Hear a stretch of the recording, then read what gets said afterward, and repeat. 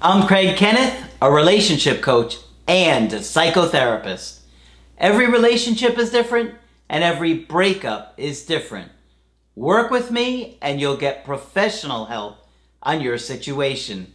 And if you're in no contact, focused on personal growth, my creative healing course is filled with hours of exclusive content.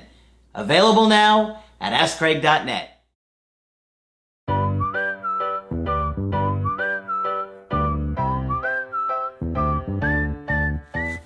Hi there, I'm Coach Craig Kenneth. I'm Coach Margaret. And today we're going to be talking about how to spot a bad therapist.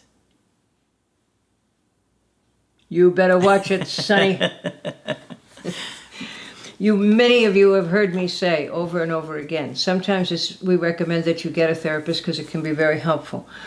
But I'm always careful to specify what it is you want to talk about. And to say to you, if you don't feel comfortable with this person, if you don't feel like this person can help you, move on. Because I often say therapists are like plumbers. You could get a good one the first time or not. So don't feel guilty about moving on if you need to. Mm-hmm. And this is a rather amusing article. I'm sorry to say that these things happen, and I apologize for the profession, but they do. So it was Reddit. It was an article on Reddit that someone reprinted, and that's where I found it. Okay, what do we got? How to spot a bad therapist. Okay. Number one, they text while you talk. Mm-hmm. That would be absolutely it. Mm-hmm. There is no excuse for that on earth that I can think of. Margaret only works on handwritten scrolls when she's doing it. That's right. That's right. Yeah. Number two, facial expressions of disgust or condescension while their mouth is professing compassion and understanding. I've had clients report to me that other therapists did that. That they can say, "Oh yes, I can understand why you did this," and you can see them judging you right there in front of you. Okay. Wow. Yeah. You don't. If you're thinking about being a therapist, you never ever fool the client. They tune into you spectacularly well. Yeah. Okay. I had a therapist once who simply said, "That must be so hard," to basically everything I said. "Yes, it is hard. That's why I'm here. Do you have any better ideas?" A wonderful response to that. That must be so hard. Yeah. Yeah. It must be so hard to have a therapist like that. Yes, exactly. I have an idea. Get a better therapist. Yeah. When the therapist makes you feel like you're less worthy and looks down on you. My first time with a therapist was when I was 15 years old. It was at a youth center. I was forced and I didn't want to be there in the first place. So I was upset. She asked all her questions and she'd react weird with facial expressions and dumb questions. Mm-hmm. I felt mocked and told her I'm done. I wanted to leave, but she wouldn't let me. And I got even angrier and stood up. She thought it was funny, apparently, and mockingly giggled a little. I felt disrespected and like a fool. Not okay. Wow. That therapist sounded passive-aggressive. I have heard this happen to adolescents, unfortunately, more frequently than anybody else, because they look kind of grumpy. Be nice to them and make a joke or two, they'll stay. Okay? Anyway, I felt disrespected and it was not okay. I later found a wonderful therapist who's amazing and I feel respected and not looked down on. Mm-hmm. Unfortunately true. Okay, what else we got? When your 3-month pregnant fiance is killed suddenly and the therapist says you shouldn't cry. What? I know. I think we know what attachment style they have. Yeah, none. Yeah, you shouldn't cry. Oh my gosh. Crying is a wonderful thing. We have that mechanism for a reason. Oh my gosh. Could you imagine? No. This must be from another adolescent. They break confidentiality by talking to your parents. And that's never an okay thing to do. You tell them in the beginning that you might have to, but you'll tell them that you're going to do it. Mm-hmm. From my old therapist, but emotional abuse isn't really abuse, right? No, not right. The person went to therapy to recover from emotional abuse, and you said it wasn't real abuse. Oh my gosh. You wonder what universities give these people these degrees, right? I can think of one. Yeah, I get to. My therapist told me there's no such thing as depression. Now, that has been a school of thought that's kind of been hinted at for a while. But if a client comes in and says, I came to therapy because I'm depressed, and the person says there's no such thing as depression, what do you do with that?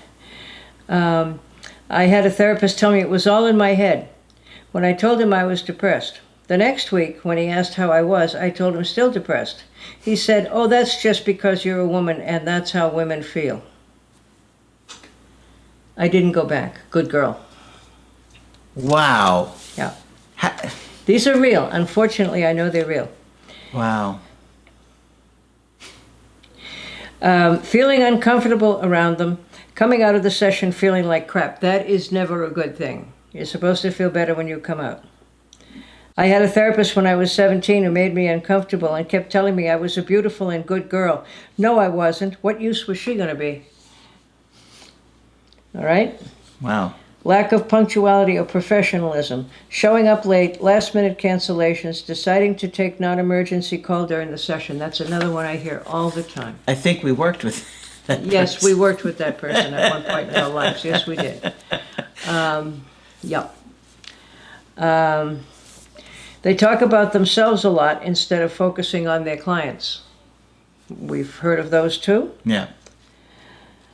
But just so you know, to trust your own feelings, if you get with somebody who isn't going to work for you. Yeah. A little self-disclosure is healthy. Yeah, yes, of course. Yeah, they know you didn't get dropped here from an alien ship. Although I've told some adolescents that I was. I'll go with what someone told me. You've got too many problems for us to deal with. You can come back and try again next year. What? I know, it's hard to believe. You have too How many does it make problems any for us to deal sense? with. You have too many problems for us to deal with.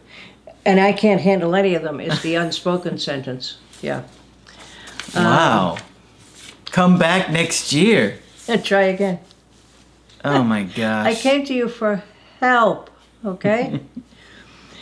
Is somebody who had one guy ask her out after dropping hints over several sessions. Every person who ever gets any kind of a license to practice therapy has had to take ethics courses. And that is the ultimate what you never do. You can't ever have a relationship with someone whose therapist you've been, okay? So this guy asked her out. If it's couples counseling, you can't just take the side of one person. I've heard that one before. Yep. When I was in college, I didn't know what to do with my life career-wise and was having trouble finding motivation. So I saw this therapist on campus. With every potential job I thought about and told her about, she kept saying, yeah, I don't think you'd be good at that, without really knowing me at all and saying I was too sensitive for it. That wouldn't be real helpful. I had another one I saw 3 times. Barely remembered my name between the visits. Then I had to retell her exactly what I had told her on the first 2 visits. She had taken notes, pages and pages of notes, and yet I still had to repeat myself over and over. No progress, no work on her part, and she had the same 2 or 3 lines she used as answers or responses that made no sense for my situation. One of them was, once you find a good one, it's easy to distinguish a bad one. She didn't know what she was saying. This person had already found a bad therapist and was going to know a good one when she saw one. Okay? If you've done a coaching with Margaret, there's a good chance she remembers your situation better than you. And I'm not kidding. Her memory is incredible. And I have to say, if you've done a coaching with me, you better give me some credit. I have a good memory. Yes, you do. I did a call recently, a couple days ago, with a guy who I hadn't talked to him in months, and I remembered the story really well. He's like, how do you remember this stuff? Right. You put credit. Yes, Give us absolute credit. I think the more emotion that's involved in the discussion, the more likely you are to remember it. Mm-hmm. Yeah. You find out the writing they were doing wasn't on a pad, it was a crossword puzzle. Now, how could you do that and send in the insurance bill? I mean, with no guilt? I couldn't do that. Wow. Jumping to conclusions on the first visit, I've had people come in and say that they were diagnosed bipolar after about 10 minutes, or schizophrenic, or some heavy-duty diagnosis like that. My last therapist just never said anything. Literally just nodded and stared and waited for me to talk. For $100 an hour, you could try to be more than a screensaver. I liked that. There are therapists who are taught to do it that way, but it doesn't work. Wouldn't that therapist be bored out of their mind? Well, I would think so. I've always thought that it was better to have a conversation, you know. Then they get angry when you want to see somebody else. My old coworker said that to her therapist, and she flipped out on her. Why would you see somebody else? I stare at you so nicely. Okay. Wow. Couple more. All right. Refusing to listen when they're told they might be wrong. My first therapist refused to accept that my being adopted wasn't the root of all my problems, to the point where I just stopped talking to her at all, because no matter what I told her, she would bring it back around to the adoption. I was 12 and hadn't yet figured out how to articulate to my parents that I wanted a new therapist. Oh, poor kid. A therapist I had in grad school said, "Welcome to grad school," when I was describing how overwhelmed I felt. I never went back. Don't blame you. And lastly, minimizing your problems and telling you that other people have it worse. That is way, way beyond me. How dare you complain about, the 8 awful problems you have? There are people who have it worse. All right? Yeah. I heard that recently in a session. Did you? Yeah, somebody said that to me, that they actually went to another coach who did that to them. Really? Yeah. Yeah. We won't name names. Oh, please. I'll tell you off camera. All right. That is a good one, isn't it? Yeah. I have heard that from clients, that I have no right to complain because other people have it worse than I do. Well, I don't know those other people, and you had the good sense to call me. So let's talk. Yep. Okay? All right. These were mostly meant to be amusing, but there is truth to them. Unfortunately, I have heard most of them at one time or another. Yeah. That's why I say trust yourself. I mean, you don't know what to expect when you go to a therapist, but trust yourself. If it doesn't feel right for you, it probably isn't right. Yeah. Okay? So that's the takeaway. Let us know if you enjoyed this one. Maybe you've had a bad therapy experience you want to share. Put a like on the video. And of course, when you want to get our help personally, go to my website, askcraig.net. Sign up for the coaching option that works best for you. I do email coaching and I do Skypes. Margaret is available for Skype coaching. If you feel that I can be helpful to you, I promise I'm not a bad coach, and I will try to be helpful. She will be very helpful. Click on Margaret on the top of the website to do that.